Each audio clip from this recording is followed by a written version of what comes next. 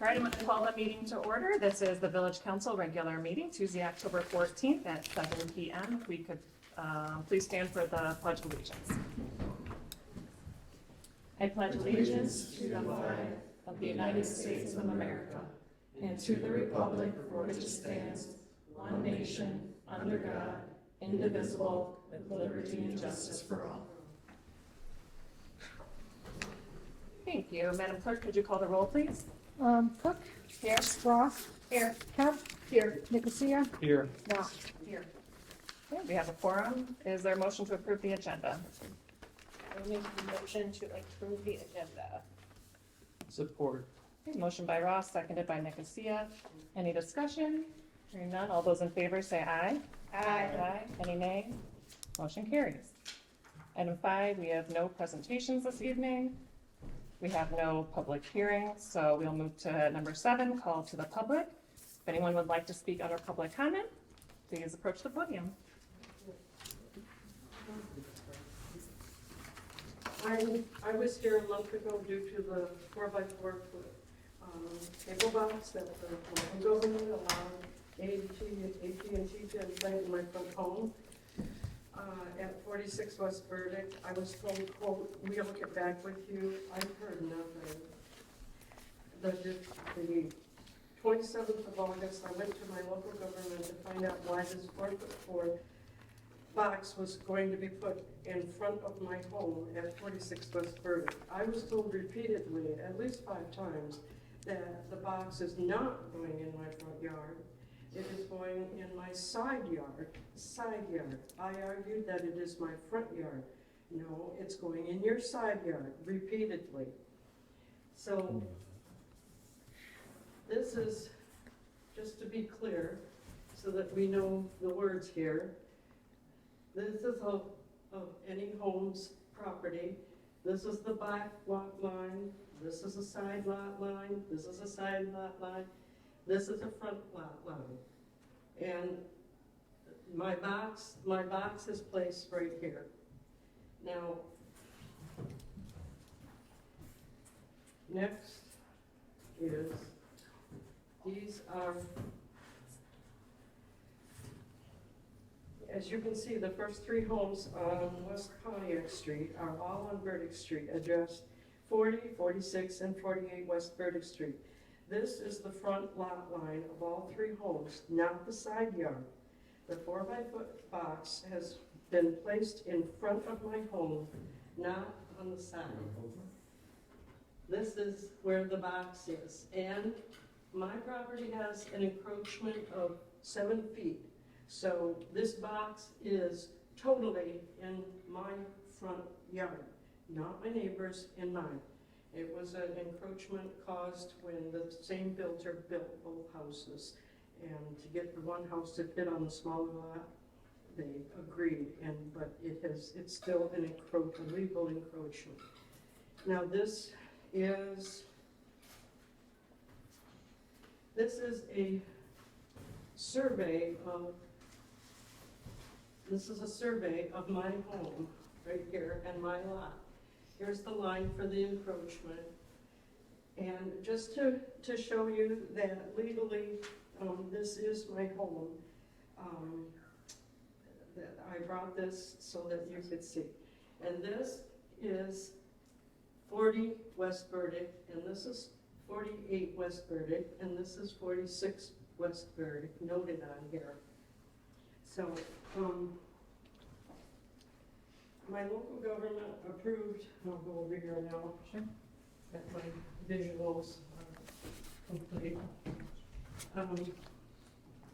My local government approved AT&T, a multi-million-dollar cable company, to put a 4x4 factory-looking urban ugly box in front of an Oxford single-family resident, my home, since 1998. I've been in Oxford since 1973. It was a mistake due to no research in our investigation, apparently, since I was told repeatedly that it was being placed in my side yard by the local government. At least 5 times. The ugly 4x4 foot box is in front of my home, not on the side of my home. My local government failed to check the actual site before approving the site, failed miserably for every single homeowner in this village. This sets a precedent for all. This was a sad mistake due to ignorance of the truth. I came to council on September 9th before the box was hooked up, which would have made moving it simple. Why? Because this is the second time AT&T has placed a 4x4 foot box in the same exact spot 11 years ago. The local government made them move it. They moved it. There is right and there is wrong. Place a 4x4 foot box in front of any village home is unacceptable and not necessary, and certainly gives a poor image of this town. This is not water, gas, or sewer, which all have very little long-lasting impact on appearance of a home. There is a difference. A 4x4 foot factory-looking, urban, ugly big box is there forever. It should be moved. AT&T can afford it.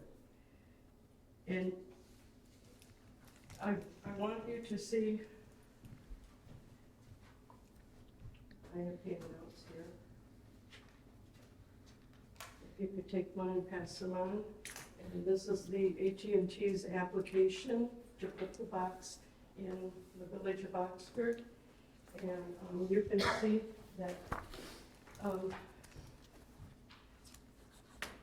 the location for my house is handwritten, and obviously was not researched.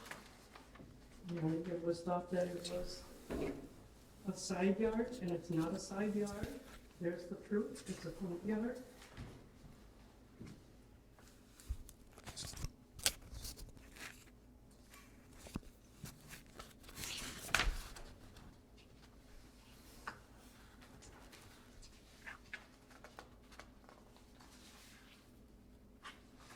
Those are the original photographs that AT&T submitted that did not fit the ordinance for the distance from driveways.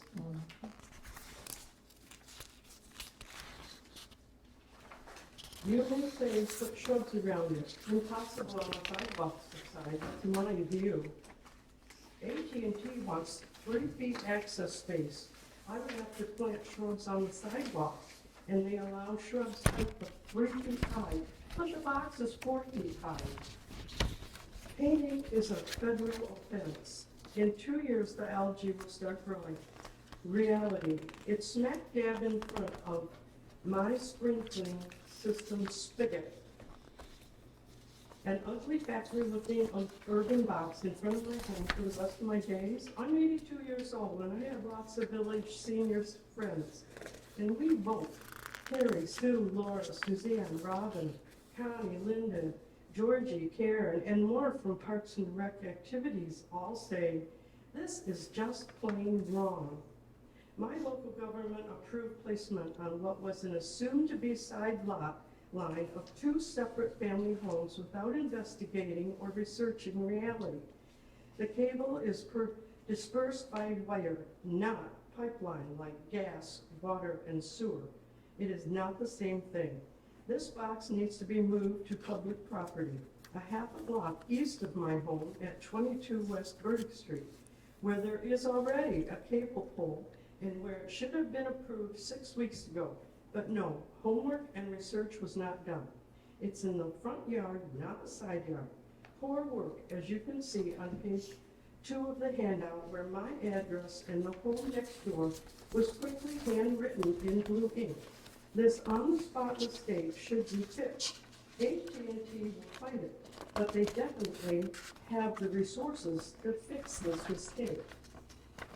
Make them move the box. All village homes will still have improved cable and internet if it is moved 1 block east of my house. It's not a pipeline, it's transmitted by wire, it can be moved. It was done before, it can be done again. It's on the front lot line of a single-family home. This is pathetic. It is not the image that the village of Oxford wants to make on passersby, which I have a lot of passersby. people wanting to buy a home in Oxford, thinking that maybe this could happen to them. It can be moved, fixed it, though AT&T will fight it. But it can be done. Right is right and wrong is wrong. Just plain wrong, as my senior village friends say. This is wrong. Please do send this approval. Thank you. Thank you for your comments.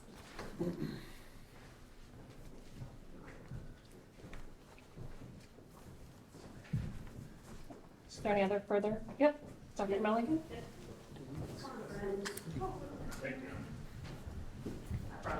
You sure did. Thank you, Chelsea, I appreciate you helping me put this together. Of course. Appreciate it, and allowing me to present. I'm Tanya Milligan, Oxford Community School Superintendent and resident within the school district. Here with me are Mike Whitney, Oxford School Board Treasurer, Ann Atchison, Oxford School Board Trustee, and John Fitzgerald, Oxford Schools Assistant Superintendent of Finance and Operations. I'm here this evening to share some information with you about the two proposals that will be on the ballot this upcoming November 4th. A 21 mil operating millage and a 1.0 sinking fund millage. In your folders, you will find 3 handouts that will help with this presentation. The first is some general information about the two proposals, an operating millage and a sinking fund millage. The second is a high-level overview of how the money in the sinking fund will be used over the next 10 years.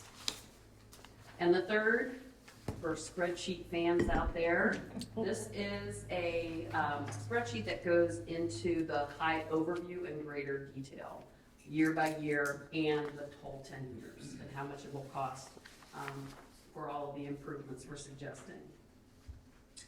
I'd like to start with the general information document first. To better understand the operating millage, I need to break down how schools are funded. First, the state decides how much a school district will receive per student. This is referred to as the foundation allowance, currently $10,050 per student. This is a baseline amount that covers teachers and staff salaries, classroom materials and supplies, instructional programs and curriculum, technology for learning, and general operating costs related to education such as utilities. It's important to note here that while the foundation allowance helps keep schools running day to day, it is not intended to cover large-scale building maintenance or construction projects. Now, although the state sets the foundation allowance, it doesn't pay the full amount. It pays a portion and expects the remainder to be collected from local businesses through an 18 mil operating millage. Our voters previously approved an 18 mil operating millage, but due to something called the Headley Amendment, this amount can be cut each year depending on inflation. Currently, our schools are only receiving approximately 17.3 mils at a loss of almost $250,000 each year because the state doesn't make up the difference. The operating millage will restore funds lost due to the Headley rollback, bringing our district back to the state's expected funding level and ensuring that essential resources, teachers, programs, classroom materials, are fully supported.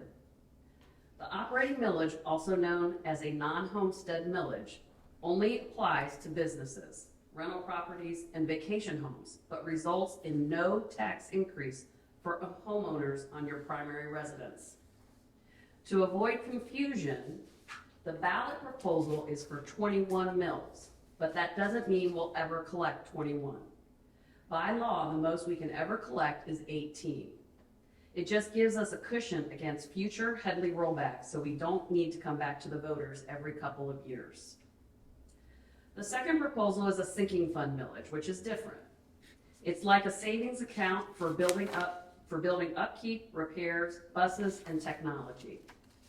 As mentioned previously, foundation allowance dollars are meant for education, not building upkeep. Without a sinking fund, costly repairs take money away from classrooms. By funding necessary repairs and improvements through the sinking fund, we protect our facilities while keeping every dollar focused on providing the best education for our students. If you look at the other two documents, you can see our plan for how we will use these sinking fund dollars throughout the district over the next 10 years. In conclusion, I want to note that our schools are strong anchors of the community, and they belong to all of us. Research shows that strong schools help strengthen home values, and that for every $1 invested in schools, property values often rise by more than $1 in return. Your vote helps shape the future of our schools and our community. I encourage you, your friends, and your families to take the time to learn more about the proposals by going to our millage website at oxfordschools.org/millage. This website has several videos to help better understand the proposals, answers to frequently asked questions, and informational documents, including the 3 you have here, as well as a sinking fund cost calculator to determine how much this proposal will cost you each year. For example, my home is valued at approximately $250,000. When I put this in the calculator, I see that this millage will cost me approximately $125 a year. On November 4th, please remember that these are our schools, this is our community, and that our vote matters. Thank you so much for your time and consideration, and we welcome any questions or comments you might have. Thank you so much for taking the time to talk about this important vote on November 4th. So hopefully a lot of people can get out and hit the polls. So, anything from council? Thank you, we appreciate it. Thank you so much. Thank you.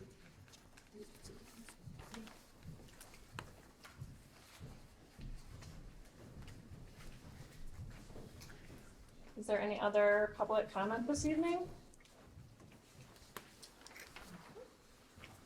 Okay, seeing none, we'll move to the consent agenda item 8A.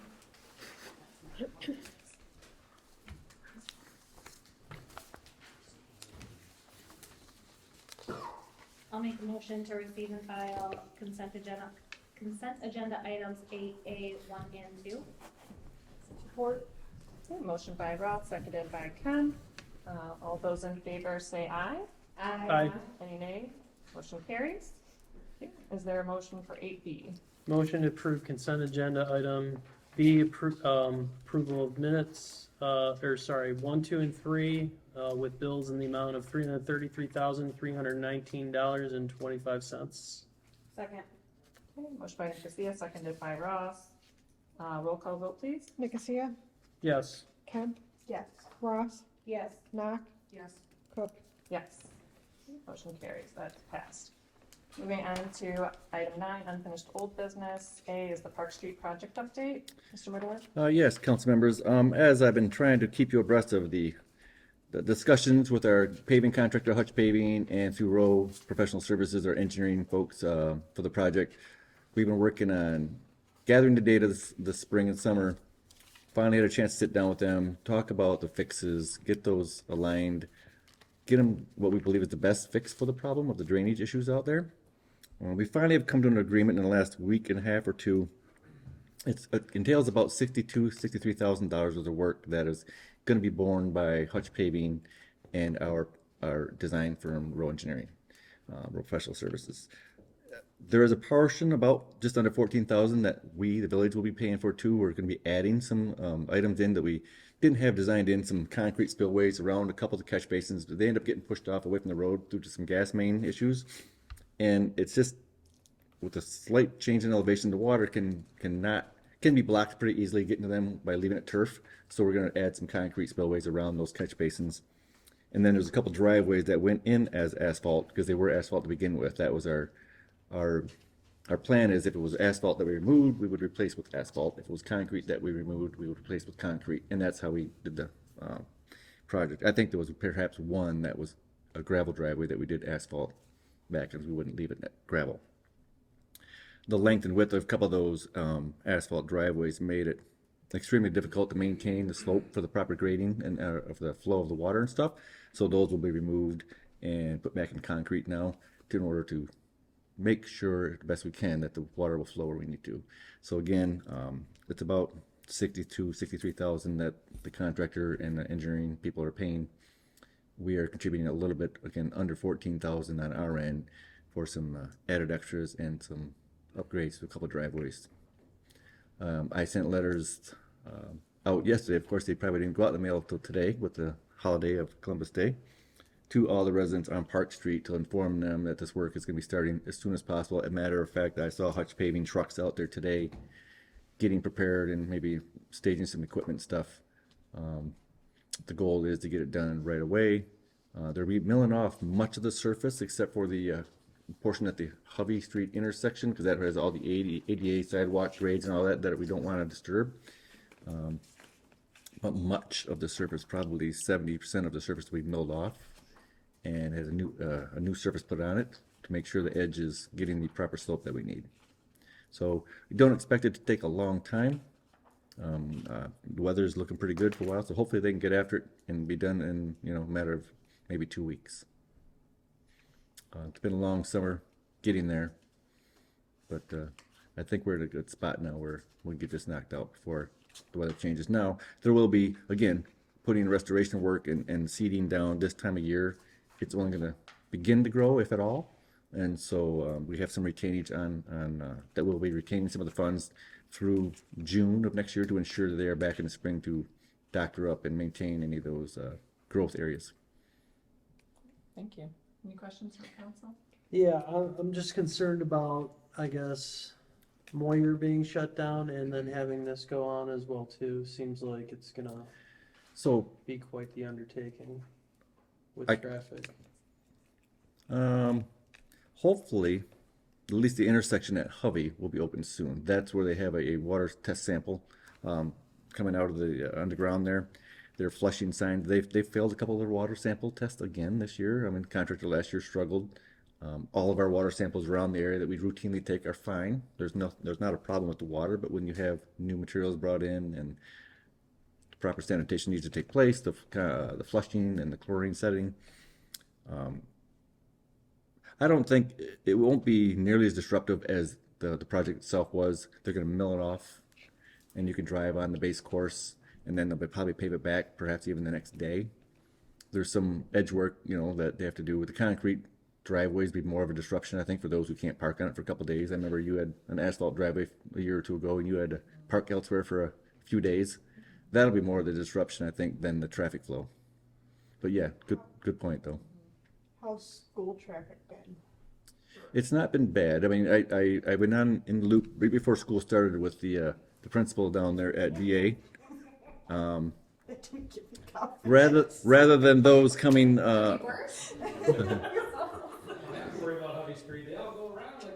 yes, they're going around Mechanic to Park Street. They're Mechanic to Park Street again, and there will be some disruption to that, right? When the mill is running right there.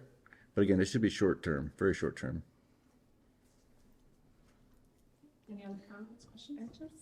Very important question, I guess, for all of the paving happening there. How is Halloween looking? Because last year was a nightmare. Very, very high priority. Well, it's supposed to be a nightmare, right? Right, but I was like last year was dangerous. Well, yes, that was pretty disturbed last year myself about this, and so they're already starting to frame up and pour some concrete sidewalks tomorrow on Moyers. The problem they have is they're waiting for the water main samples to get completed, so then they can start connecting to the homes. Once they connect to the homes, then they can start at Pontiac Street, coming eastward and continue the rest of the concrete and work. So 2 weeks from Friday is Halloween, right? I believe we'll be in much better shape at this year's Halloween than last year. The dangerous part was the kids' ankles rolling off the sidewalk because the Mm-hmm. the There was dirt a- wasn't up to the sidewalk. So Yes. Very important note coming your way. yeah, Now that I'm thinking of it, don't we need to set that tonight? I don't know that we typically set Halloween hours. We've got a couple calls. I think we call 6:30. we call the township. Hey, what are you guys telling people? What do you tell people? We're like, all right. It's 6 to I told them 7:30. 6 to 6:15, and we're good. It's 6 to 7:30. Oh, no, no, 6 to 7:30, I think it was, actually. There you go. It's dark, right? That's what Yeah. it used to be. Yeah. Passing notes up here, so. And then people turn the lights off. So I think in the past, there was some official hours set, and people would just call, and we just say that's what other people are doing, that the township has done, and, I don't know, we've ever done an official one, but, Yeah, I remember maybe a long time ago we did, but not Yeah. recently. yeah. All right, anything else on Park Street? Besides what hours the kids are gonna be trick-or-treating up and down that street? Do we need a motion to approve the additional 14? I think it's taken care of already. Yeah, it's been in the works through all summer, yeah. Okay. It's below, like, a bidding and stuff amounts, and it's just continuation of the project, basically. Any other questions, comments? Okay, thank you. Mhm. We'll move to new business and, you'll have to skip a couple ahead in your packet. Oh, yeah, I had new resolutions out here. Yeah, I if have you- it here. So, yeah. But it's the proposed resolution 2509 for 2026 America 250, Oxford 150. And this was put together by our two young ladies on the end down there. So I'll started it, just to give a brief overview. Last meeting, Regina had presented that if we adopt a resolution, we are open to some more funding. So we took this back to the Home and History Committee with DDA, presented it. We have the support of the committee. We haven't had a DDA meeting since the committee met. Just for council's knowledge, obviously, the Home and History Committee supports this in order to move forward and hopefully find some funding, but also to be able to participate more formally with the state of Michigan and the entire country of being part of America 250.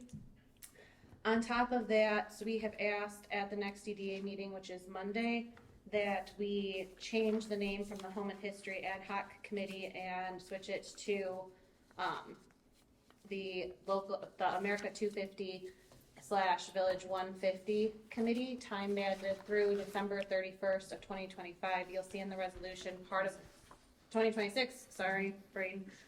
You'll see part at the bottom under the resolutions, it says, let's see, number 2 on the second page on 10C says that we'll have a committee. We already have a committee under the village, and so we would hope that we could just adopt it. And so that way, if you were reading through it and had any questions, Home and History has already been doing this type of work. We're already kind of moving forward with it. It just formalizes it with the state and with the nation.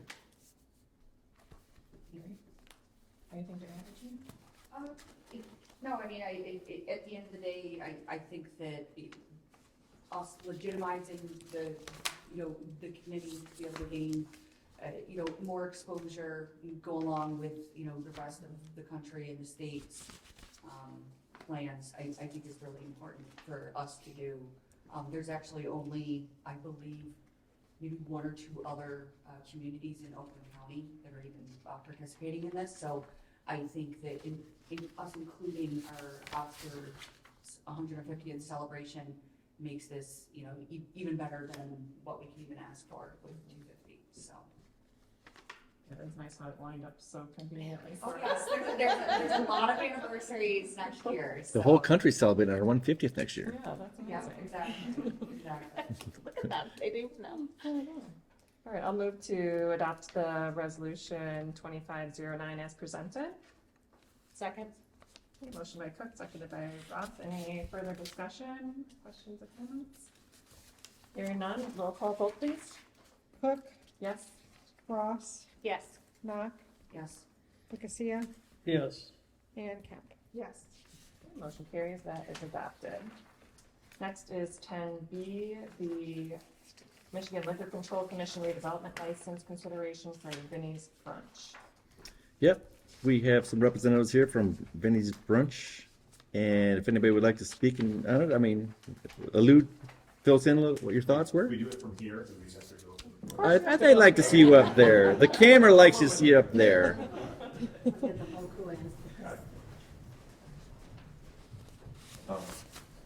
Thank you.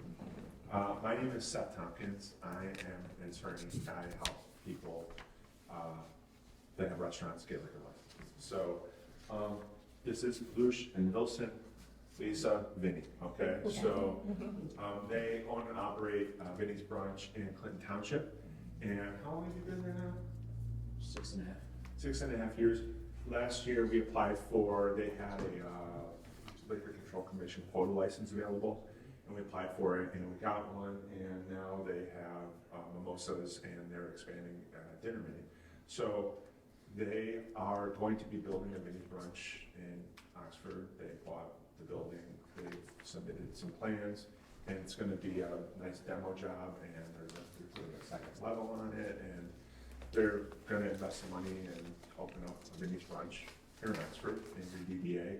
And the Liquor Control Commission allows municipalities that have DDAs to give these special licenses to help with the economic development of the DDA.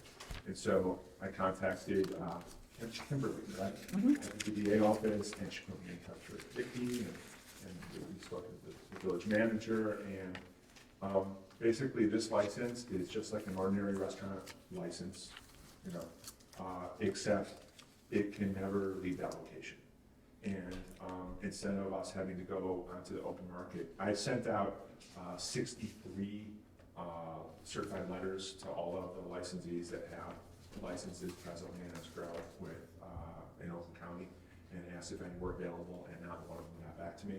I know because of the work that I do in order to get one of these licenses, it would easily be $100,000 or more just for the license itself. And so even for this project, it's not really economically feasible to go out in the open market and get one of these licenses. And so the state allows the municipality to work with the business owners in getting one of these licenses. We qualify for all of the factors that are necessary in order to get one of the licenses. And so we're just asking the municipality's support in passing this resolution, putting together some documentation that needs to go up to the state also, that the assessor has to give an assessment of how much money was spent in the DDA over the last 5 years. You need to give them a copy of the resolution that initially authorized the DDA, and you have to give them a map of the DDA. But those are the 4 things that we would need from the municipality. And then they could buy this license from the state for $20,000 instead of have to go on the open market for $120,000. And that way they can go and actually get the license and then have the additional capital that they would need in order to operate the restaurant. So they're here to answer any questions about the restaurant, and I'm here to just answer any questions about the process. Thank you. I appreciate you attending the meeting tonight, and I know your sign has gained a lot of interest for a while. And so I think it'll be a really popular spot when it does open, so congratulations on that.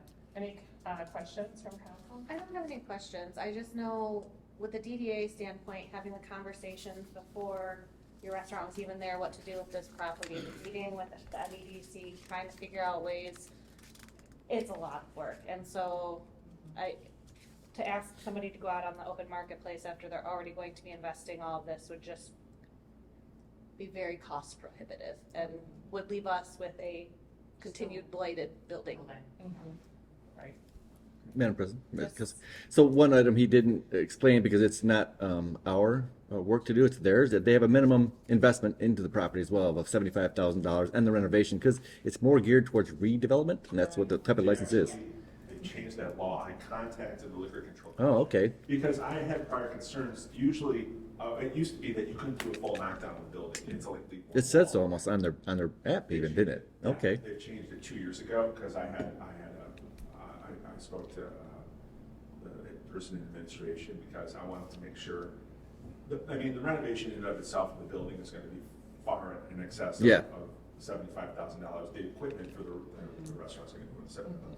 But no, 2 things. One, because it's one of those buildings where like they're not getting rid of the side walls, it wouldn't have counted anyways under the old rule. But now it doesn't matter. You can knock down the whole building. So Okay. So it's true redevelopment. If you want to knock down a building and build a better building, that's redevelopment also. Okay. So, which makes sense. Good. Glad they got that out of there, because they made it a little murky. Yeah. But we would have been fine. Yeah. But I mean, leaving the one wall up and things like that. Right.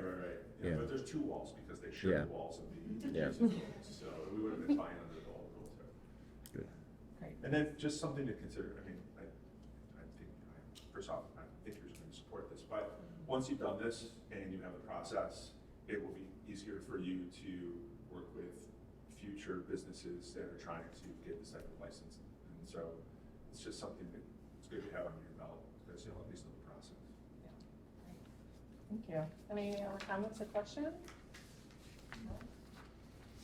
Okay, I'll make a motion to adopt resolution, proposed resolution 2509 for No, the Liquor Control Commission. it's not the right resolution. Yeah. Oh, that was Yes. just on Yeah, there. sorry. Previous. What? 2509. Yeah. Yeah. Oh, no. then No, our it's just numbers this, right?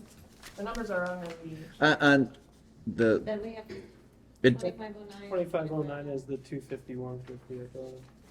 It's just the. no, look where the blue tab is, that's the liquor control. oh, I see. On the agenda, because things moved up, maybe that was worded This wrong. is 2509 for item A. Oh, okay, gotcha. On the resolution itself, it's noted as 2509. Okay, how about this? I'll move This one's to 2509. approve the Yeah. Liquor Control Commission resolution pertaining to Vinnie's Brunch But it's not really. to LLC as presented. Support. A motion by Cook, seconded by Nicosia. Any further discussion? Okay, hearing none, roll call vote, please. It's just A's, yeas and A's on the resolution. Oh, you want a voice vote? You just, yeah, roll call in favor. Okay, all those in favor say aye. Aye. Aye. Any nay? Hearing none, motion carries. As adopted. Thank you very much. Very Did we get much. the vote on that? Was the vote on the other resolution? Thank you No, maybe the very other one. much. Do you? Have a good night. Thank you. Get my contact information at the bottom of the email. Send my mother one. Yeah, I see. So it's on the top of the resolution, you're having an issue with that. Wow, that's great. Good to see you guys again. We'll talk more. Wow. Thank Have a you. good night. Thank you. Okay, item 10, C, the Did they Planning vote? Commission did. vacancy appointment. Did. They did. Okay, so on the very back of your packet item was the spreadsheet showing the current terms and stuff. You see, the member at large used to be John Nold, and he provided a letter in January of his resignation. Technically, he's there until his replacement shows up. So the resolution was passed by Oxford Township last week to recommend David Wagner Yep. to be appointed to the Oxford Planning Commission, so yeah. Yep, so historically, we have accepted recommendations from the township to have township trustees serve on the village planning commission to keep the connection between the village and the township. And so, as Mr. Redor said, the township did pass a resolution nominating David Wagner for this. And so I would recommend that we take the township's recommendation here, and I would move to appoint David Wagner to the Village Planning Commission, and this would be to the end of the 2026. 2026 term that was formerly held by John Dold. Second? Okay, so motion made by Cook, seconded by Nah. Any discussion? Regina, have you met this person? I talked to him briefly about what his background is, and I think kind of what he does for his career, engineering, that kind of stuff, I think would be a good addition to planning in particular, because I don't know. I'm not qualified. I can read resolutions, but I don't understand the technical information. So I think it'll be good to have someone besides for the gentleman that writes, Mario, Right. yeah, the planner. the planner that writes everything up. So I think it'd be nice to have someone on the board that kind of really knows what's going on. Right. Do others feel the same way? What'd you say on the planning commission? I haven't spoken to them about it. Okay. So I wouldn't know, but I think I think it'll be, because of his background, I think it makes for a more well-rounded Thank you. A lot of us are doing it for, what does it look like? So, Yeah. I think the technical aspect will be nice. Any other questions or comments? Okay. Do you need a voice vote for that, or voice vote to That's problem? fine. Okay, so that was for David Wagner. All those in favor say aye. Aye. Any nay? Motion carried, so Mr. Wagner is appointed. And I also wanted to take the opportunity to reappoint Scott Flynn. His term expires the end of this year, and so that way we could take care of all the planning commission during this meeting. So I would move to appoint Scott Flynn to the Village Planning Commission for another 3-year term, ending in 2028. Support. Motion by Cook, seconded by Kemp. Any discussion or questions, concerns on this one? So Scott is currently the chair. Yes. I Um, think terms rotating chair, okay. I think. I think they're allowed to do it 2 years in a row max, and then they have to rotate out. I can't remember now. Well, I put on there, he was appointed, yeah, so maybe it's 3 years. Because they went back and forth, because then Justin was out, so, Mhm. then he got reappointed, so. But they do alternate. Okay. Any other questions? Okay, all those in favor say aye. Aye. Any nay? Motion carries. So we have a full planning commission. Yeah, the reappointment date on there is his reappointment to the planning commission, not as chair. Okay, But I yeah. started to read that wrong the other day. I like, think it is 2 years. yeah, I think it's 2 years in their bylaws. Okay, item 11 removed from, there were no items removed from the consent agenda, so we'll go to the second opportunity for public comment. Would anyone like to speak under public comment? Okay, seeing no one approaching the podium, we will move to the committee reports.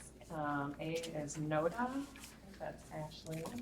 I could not attend the last meeting. I was out of state last meeting. Okay, yep. We will skip that one for now. I'll go to the planning commission. Regina? The meeting, it was voted no on the special use sign variance, first choice urgent care. We did not, that was, what day was that meeting? We had that meeting and then they have not presented, that I know of, they have. It's gonna be next week. The next one, so we didn't vote at this past meeting. Yeah. so, Yeah, there was no meeting the second one of the Correct. or the last one, so. Yeah. Thank you. The cable commission. You have an extensive report in front of you from Maureen Helmuth, Yep. Great, chapter and verse. yes. All right, so we all have Mo's report from cable commission. Thank you, Mo. I assume I don't need to read that into the record. Or No. should I? You It's up to you. Yeah, it's up to you. Quick recap, just Yeah. for the benefit of, so all general business was approved or received and filed, the budget amendments were approved. They discussed the franchise fees continuing to decline. OCTV is looking for sponsorships from the Oxford Booster Club and selling crew time to produce ads for local businesses. Next meeting is November 24th. Okay, DDA, Jacob? Yeah, a lot's going on, especially Scarecrow Festival last month. From the looks of it, it looks like everyone had a fantastic time and lot of good stuff going on. Also, if I'm not mistaken, the gazebo project is starting as well too, so we have that going on. And Joe, is there anything else other than? The sidewalk project, The they sidewalk met this project. morning. We had a pre-construction meeting last week. It was raining that day, so we couldn't follow up and do the pavement markings for removal, but that happened this morning. MDOT permits are all in place for that, as well as the one I have in place for some of those vacant spaces down M24, like there's 5 or 6 spaces, like three on each side of the road. Hopefully, I think they're looking to start that on the 20th. Like maybe next Monday might be the start date on the, it's gonna be challenging because for the east-west travelers, because they have to be moved away from the traffic lane along the museum and Red Naps, there won't be left turns because you'll be going into the left turn lane in order to go straight through the intersection westbound Oh. and eastbound. So there won't be left turns available at that intersection because the requirements, I'm sorry, when you're going like east or west on Burdick, you won't be able to turn Under 24? onto 24 right, for how long? maybe a week or two. Wow. And then it's gonna flip, then it's, well, actually, then it's gonna flip to the other side. So they're gonna do both sides, east and west Burdick on the north side. And then when that's completed and the cement's in, then they're gonna flip and do the south side on the north side of Modern Marketplace and the old pharmacy there. Okay. And so then the traffic shift will just literally shift. So then they'll be using the north 2 lanes instead of the south 2 lanes. Is that gonna show like a posted detour? It will. There's, Okay. believe it, there's a whole traffic management plan through MDOT, warning folks as they come northbound and southbound that, to get around there. And as you're coming east into town and west, from the west both, about the left turn. So there is some detour signage that will be going up as well. We've contacted I went out to the pit yesterday, Koenig Pit, TKMS, large trucks, because they obviously use that intersection a lot. And so best for them to avoid that because it's even going to be Yeah. trickier for those sharp turns. Okay. And I know at our pre-construction meeting, Kimberly, we talked about that, and Kimberly, whatever she is, lining up some things to get out on social media for us all to share and stuff. I think this week she wants to get it out because that's Sunday night is when they expect the traffic maintenance company to set up the signs. And also, the heaving sidewalks was added Yeah. on to that as well Yes, too. yep. So that's- And they'll try to fit that in. We'll have a rolling lane closure using our aero board, our DPW truck, to follow the cement truck as he's there pouring. That'll be short term, very short term. They may do the 3 locations southbound on one day. They they have to play by ear when they're getting a load and they have a little bit left over, a few yards for the southbound lane. And then perhaps they might wait a week or so the following week before they decide to do the northbound lane. But that'll be a middle of the day, like between 10 and 2, less traffic, and a short period that lane closure with the moving caravan or convoy will be there for the cement truck.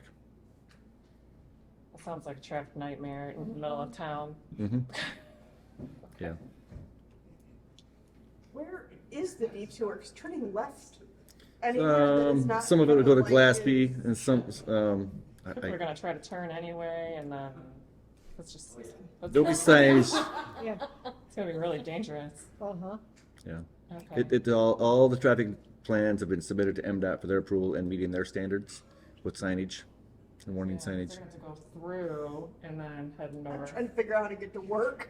Yeah. It's, Oh, goodness. Pontiac. Oh, you're going a long way around. yeah, there's. You just go through and hang a left on Mill It's a Street. good thing I go It's kind of like a Michigan left. Yeah. Okay, good. Yeah, I think as much, You have a lot of confidence, it sounds like. I've just seen drivers turn down a lot. It should be really quick. I mean. Yes, it's not a long term. huge project. It's really doing sidewalks. I And some curb, Yeah. small section of curb, small section of curb. I don't, knock on wood, it really shouldn't take, I can't imagine it taking a full 2 weeks. I mean. Maybe you're gonna one do week One at- side, yeah. and then the other side. Yes, like, yes. It's pain in the butt, but it's not. Weather a huge weather project. dependent. There were like Yeah, I mean, lots you of gotta choice. figure it I out. just gotta go straight through there. Okay. But there are ARPA funds that we have to spend on Yeah. it. And it's all weather dependent on the schedule, Right. of course. Okay. Anything else on DDA? No? All right, Pollyant Trail? Joe? Again, I was out of state when they had the meeting in September, happily.